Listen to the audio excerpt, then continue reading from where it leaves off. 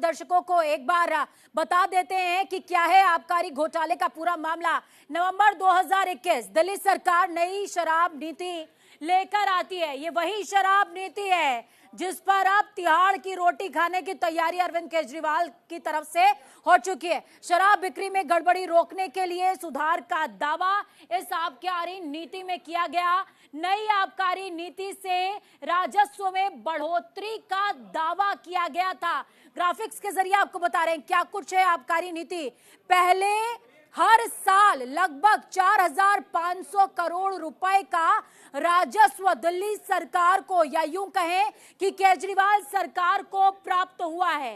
नई नीति से 10,000 करोड़ रुपए के राजस्व की कमाई का लक्ष्य रखा गया था। यानी कि जो आबकारी नीति अरविंद केजरीवाल की गवर्नमेंट लेकर के आई थी उससे 10,000 करोड़ रुपए के कलेक्शन का, राजस्व कलेक्शन का टारगेट फिक्स किया गया था।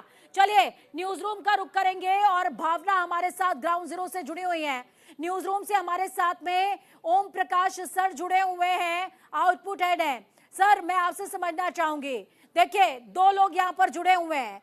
जिस दौरान सर अरविंद केजरीवाल को गिरफ्तार किया जा रहा था उस दौरान हमने समझा भी, जाना भी और लगातार हर तस्वीर पर हमारी नजर थी। आज जब जुडिशियल कस्टडी में भेज दिया गया है, 3 किताबें अरविंद केजरीवाल की तरफ से मांगी जाती है।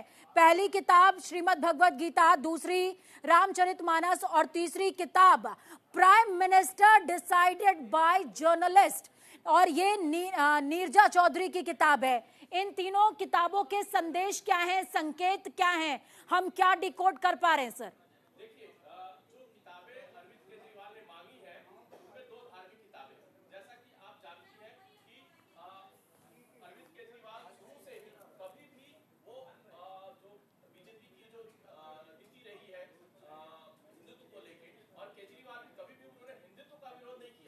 तो वो अपने आप को हमेशा हिंदुत्व से जोड़ के रखे हैं और उन्होंने कभी धर्म की राजनीति, इस तरह से कह लीजिए कि उन्होंने हिंदुत्व के खिलाफ या कभी भी तुष्टीकरण की नीति अपनाने वाली जो एक बात होती है, पॉलिसी होती है, उसको लेके वो ना वो कभी बयान देते थे और नहीं, हमेशा वो ये कहते रहते थे कि उनकी राम में आस्था है, वो हिंदुत्व में विश्वास रखते हैं। आपको याद होगा कि केजरीवाल ने जब अयोध्या की बात हो रही थी, राम मंदिर, उसमें भी जाने की उन्होंने स्वीकार किया था कि सही समय पे वो जाएंगे।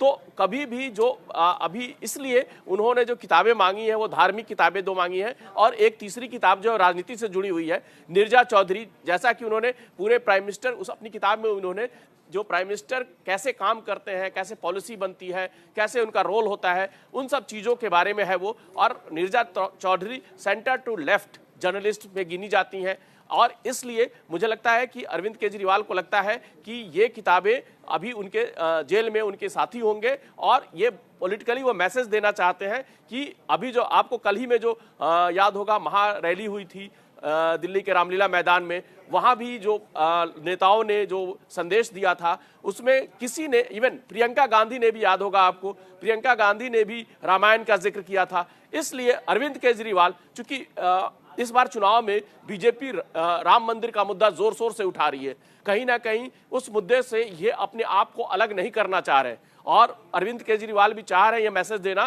कि वो भी राम मंदिर और रामायण से और बाकी जो हिंदुत्व की जो दूसरी विधा है उनसे वो जुड़े रहना चाहते हैं। इसलिए उन्होंने इस तरह की किताबें मांगी हैं। बिल्कुल सर, देखिए जब हम आम आदमी पार्टी का जिक्र करते हैं तो आम आदमी पार्टी का मतलब है स्वास्थ्य पर चर्चा, आम आदमी पार्टी का मतलब है शिक्षा का दावा। जो बात सुनीता केजरीवाल ने कल मंच से साझा भी करी थी, 6 गारंटी जब वो अरविंद केजरीवाल की गिना रही थी, उनका संदेश बता रही थी, उस दौरान उन्होंने शिक्षा और स्वास्थ्य का जिक्र किया था। और आज अरविंद केजरीवाल ने जैसे ही उनको जुडिशियल कस्टडी में भेजा जाता है, 2 चीजों की डिमांड वो करते हैं, दवाइयों की और किताबों की। ये भी अपने आप में मैसेज है जो कि कहीं ना कहीं पुख्ता करता है आम आदमी पार्टी की 6 गारंटीज में से कम 2 गारंटी को। नहीं, देखिए किताबों से नाता तो उनका पुराना है और वो पिछली बार भी याद होगा कि जब वो अविरोध प्रदर्शन करते समय जेल गए थे, वो और मनीष सिसोदिया एक बार जन लोकपाल को लेके, तब भी उन्होंने किताबों का जिक्र किया था और किताबें पढ़ती थी, वहाँ उस बारे में आपने खबरें पढ़ी होंगी। और इसमें एक और चीज़ जोड़ दूं कि उन्होंने एक धार्मिक लॉकेट पहनने की भी इच्छा जताई है, जो कोर्ट से उन्होंने जो मांग की है उसमें एक धार्मिक लॉ। तो अरविंद केजरीवाल इस समय एक कहीं मैसेज नहीं देना चाहते हैं कि वो हिंदुत्व के या हिंदू धर्म के खिलाफ हैं या हिंदुत्व के एजेंडे का विरोध करने वाले हैं या राम मंदिर का विरोध करने वाले हैं। ना ही वो और ना ही उनकी आम आदमी पार्टी इस मसले पे वो किसी तरह का कोई विरोध नहीं करेंगे। हाँ, लेकिन अरविंद केजरीवाल की नीति जो है वो लोक लुभावन वादों से जुड़ी हुई है। हमेशा वो फ्री बिजली, फ्री पानी, फ्री शिक्षा, फ्री इलाज, इसका जिक्र करते हैं। इसीलिए जो कल सुनीता केजरीवाल ने जो अपना भाषण दिया था और जो उसमें उन्होंने जो अपने पॉइंट्स बताए थे, उनमें इन्हीं चीज़ों पे उन्होंने जोर किया था कि शिक्षा पे हमारा जोर रहेगा, स्वास्थ्य पे हमारा जोर रहेगा, जो बुनियादी सुविधाएं हैं, जो आम नागरिक सुविधाएं मिलनी चाहिए लोगों को, उन पे जोर रहेगा और वो इन्हीं को लेके चुनाव में जाना चाहते हैं। लेकिन साथ साथ अरविंद केजरीवाल इस तरह की मांग रखकर वो ये भी दिखाना चाहते हैं कि वो जो बीजेपी जो हिंदुत्व की जो नीति अपनाई हुई है वो उससे अलग नहीं है और वो उसका विरोध नहीं करते हैं, उससे उनको अलग ना रखा जाए। तो जितने भी अगर हिंदू सर आगे की राह को भी थोड़ा सा समझना चाहेंगे। देखिए 15 दिनों की जुडिशियल कस्टडी में भेज दिया गया है और इसमें पेच ये है कि एएसजी राजू जो कि सॉलिसिटर जनरल हैं, राजू, उन्होंने साफ तौर पर कहा है ईडी की पैरवी करते हुए कि आप अभी जुडिशियल कस्टडी में भेज दीजिए और जब हमें जरूरत होगी तो हम रिमांड मांग लेंगे, यानी कि पूछताछ के लिए उनको वापस से हम बुला लेंगे। तो क्या ये कहानी अब लंबी खिंचने वाली है? और अगर लंबी खिंचने वाली है तो दिल्ली सरकार का क्या होगा? संविधान कहता है कि सरकार जेल के अंदर से चल सकती है, लेकिन एक प्रतिनिधि बाहर चाहिए। तो अब जो कहानी है उसका दूसरा पहलू हमें क्या नजर आने वाला है कुछ दिनों में? देखिए, अगर आप मनीष सिसोदिया का जो मामला है देखें, मनीष सिसोदिया को 1 साल से ज्यादा हो गया है जब वो तिहाड़ में है।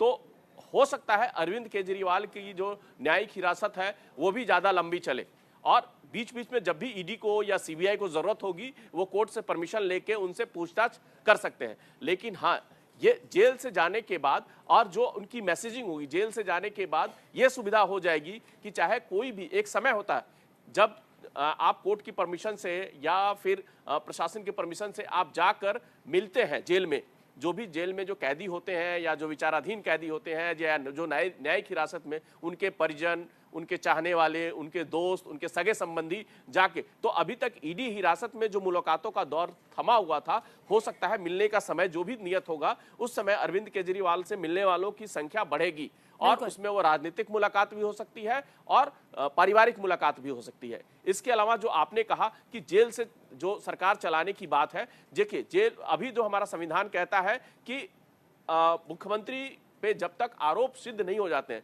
जब तक उनको सजा नहीं हो जाती है, तब